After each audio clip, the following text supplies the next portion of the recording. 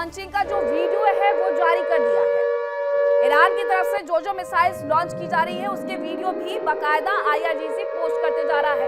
Khorramshahr ballistic missile की launching का video आया है इजराइल की ओर। ये बैलिस्टिक मिसाइल दाग दी गई है खुर्रमशहर 4, जिसकी मारक क्षमता 2000 से 3000 किलोमीटर, उससे दाग दिया गया है। और इससे जो निशाना बनाया गया है वो इजराइल को ही बनाया गया है।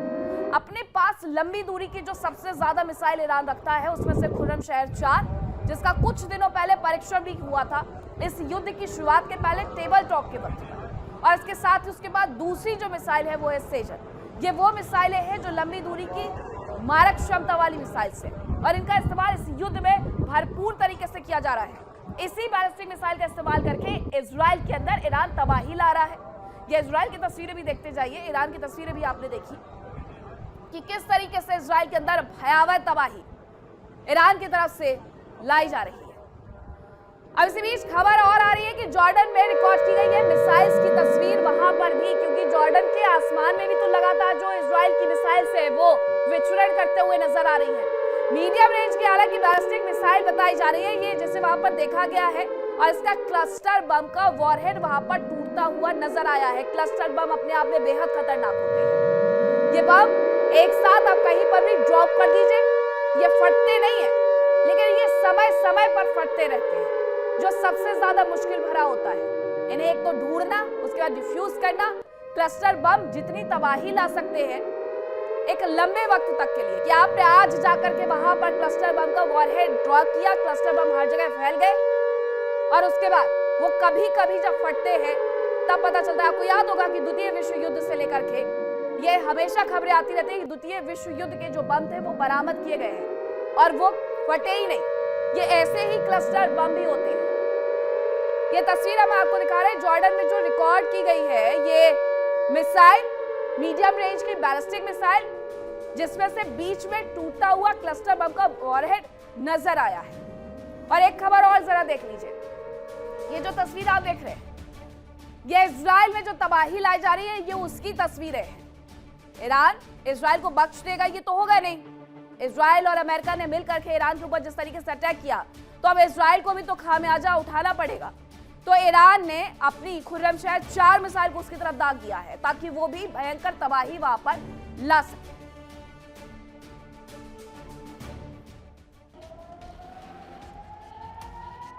ट्रंप के मुताबिक वो ईरान को फिर से किसी पुराने ढर्रे वाले या कट्टरपंथी नेता के हाथ में नहीं जाने देंगे। ये लड़ाई अब सिर्फ बम और बारूद की नहीं रह गई, बल्कि अब ये ईरान के भविष्य और उसकी सत्ता पर कब्जे की जंग बन चुकी है। ट्रंप का ये बयान ईरान की अंदरूनी राजनीति में सीधे दखल का संकेत माना जा रहा है, जो आने वाले दिनों में जंग को और भी ज्यादा भीषण बना सकता है।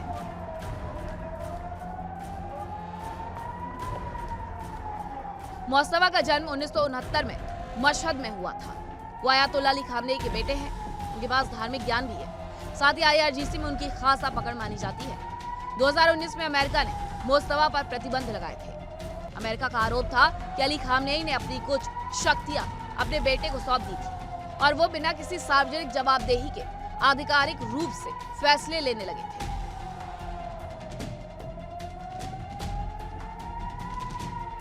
साफ है कि अमेरिका ईरान में सत्ता परिवर्तन की तैयारी कर रहा है, तो इसके लिए वो सुप्रीम लीडर के चुनाव में भी दखल दे सकता है।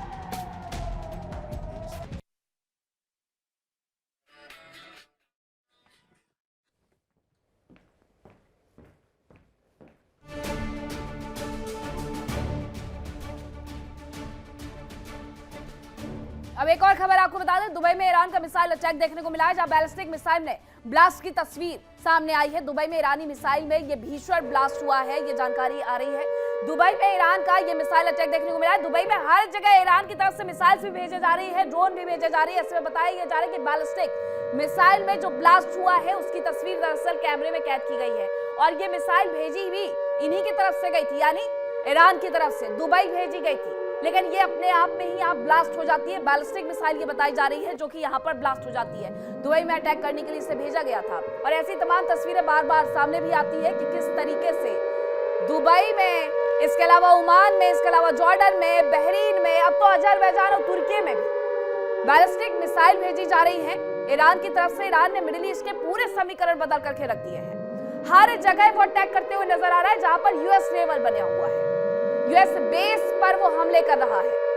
यूएस बेस पर वो हमले करके सीधे सीधे तौर पर इन देशों पर दबाव बना रहा है और इन देशों पर वो दबाव बना करके ये करने की कोशिश कर रहा है कि ये इजराइल और अमेरिका को कहें बैकआउट करो, पीछे हट जाओ।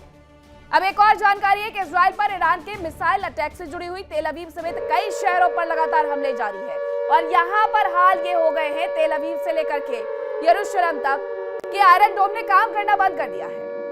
ईरान के हमलों से इजराइल में भारी तबाही हुई है। इजराइल दम भरता है आयरन डोम का, थाड़ का, जो उसे अमेरिका से मिले हैं, आयरन डोम जो खुद बनाता है, लेकिन अब उसे भी तबाह किया जा रहा है क्योंकि एक के बाद एक मिसाइल वहां पर भेजी जा रही है। ये दो जानकारियां ये बताती है कि अगर किसी ने ईरान को कमतर आंका था तो उसने बहुत बड़ी गलती की थी, क्योंकि ईरान की तैयारी हथियारों के मामले में तो पूरी थी। हाँ, एक सही स्ट्रेटजी पर वो काम करते हुए नजर नहीं आ रहा है, क्योंकि वो मिडिल ईस्ट में बाकी देशों के साथ जिस तरीके से अपने संबंधों को बिगाड़ रहा है उसे बनाने में वक्त लग जाएगा। आपने यूएस आर्मी बेस पर निशाने साधे, हर देश ये समझता है कि ठीक है, नाराजगी है, लेकिन आपने अन्य देशों में उन जगहों पर निशाने साधने शुरू कर दिए जहां पर लोग रहते हैं। तो ऐसे में ये देश भी इन्हें माफ नहीं करेंगे ईरान को। अब ईरान और क्या कुछ कर रहा है आगे, आप देखें।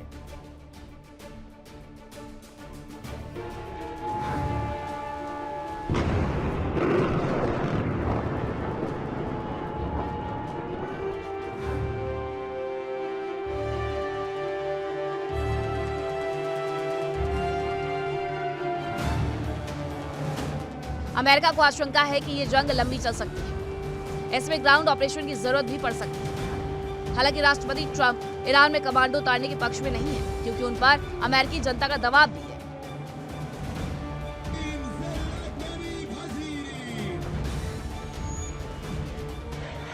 माना जा रहा है कि अमेरिका ईरान में लीबिया वाला फॉर्मूला अपना सकता है, यानी ईरान में कुर्दों का इस्तेमाल किया जा सकता है। पहले उम्मीद थी कि अमेरिकी कमांडो ऑपरेशन करेंगे और कुर्द लड़ाके उनके गाइड के रूप में काम करेंगे। ईरान ने चेतावनी दी थी कि अगर एक भी मिसाइल दागी गई तो इजराइल तबाह कर दिया जाएगा। जंग में फिलहाल ईरान अपनी बात को पूरा भी कर रहा है। इजराइल पर ईरान के ड्रोन और मिसाइलें जबरदस्त तबाही मचा रही हैं। इस बीच खबर है कि ईरान ने इजराइल पर क्लस्टर बम का इस्तेमाल किया। इसे ईरान के जंग लड़ने के तरीके से बड़ा बदलाव माना जा रहा है। इजराइल के अधिकारियों का कहना है कि ईरान ने क्लस्टर बम वाली बैलिस्टिक मिसाइल्स इजराइल पर दागी है। ये पहला मौका है जब जंग में ऐसे हथियारों का इस्तेमाल किया गया। दरअसल क्लस्टर बम मॉडर्न विस्फोटक हथियारों में सबसे विवादित हथियार माना जाता है। इनकी खासियत होती है कि क्लस्टर बम एक बार में ही दर्जन छोटे बमों को बड़े इलाके में फैला सकते हैं। इजराइल के अधिकारियों का कहना है कि कुछ ईरानी क्लस्टर बम मिसाइल वॉरहेड हवा में छोड़ सकते हैं। ये कई किलोमीटर तक खतरनाक टुकड़ों में तब्दील होकर फैल सकते हैं। एक्सपर्ट्स ने चेतावनी दी कि इन हथियारों से जंग का माहौल बदल सकता है। ये एक जगह विस्फोट करने की बजाय बड़े इलाके में फैल सकते हैं। इससे आम लोगों के जीवन पर खतरा बढ़ जाता है। बताया जा रहा है कि ये बम लंबे वक्त तक फटते नहीं हैं, लेकिन ये बेहद खतरनाक है। हालांकि सवाल ये है कि ये सिर्फ सैन्य खतरा नहीं, बल्कि ईरान ने ये काबिलियत कैसे विकसित की। इजराइल ने इसे लेकर रूस और चीन पर सवाल उठाए। बताया जा रहा है कि ईरान की एक मिसाइल का वॉरहेड जमीन पर गिरने से करीब 4 से 7 किलोमीटर पहले ही फट गया, जिससे करीब 20 छोटे छोटे बम बिखर गए। ये सभी जमीन पर 5 से 8 किलोमीटर के दायरे में फैल गए। एक बम तेल अवीव के दक्षिण के अजोर शहर में एक घर पर गिरा। इस टक्कर से बिल्डिंग को नुकसान पहुंचा। इसके अलावा क्लस्टर बम ले जा रही ईरान की बैलिस्टिक मिसाइल तेल अवीव के पास गिरी। इससे कम से कम 12 लोग घायल हो गए। खबरों के मुताबिक अब तक ईरान के हमलों में इजराइल में कम से कम 11 लोग मारे गए। इनमें 11,000 लोग घायल हैं। इजराइल का कहना है कि क्लस्टर वॉरहेड्स के इस्तेमाल से ऑपरेशनल तौर पर चुनौती आई है। ये हथियार शहरी इलाकों के लिए खतरा बने हुए हैं। इन्हें रोकना मुश्किल है। देखिए इंडिया डेली 24/7 अब आपकी स्मार्ट टीवी पर। इंडिया डेली मौजूद है सभी डिजिटल प्लेटफॉर्म पर लाइव और लगातार। इंडिया डेली 24/7 हर दिन राष्ट्र को समर्पित।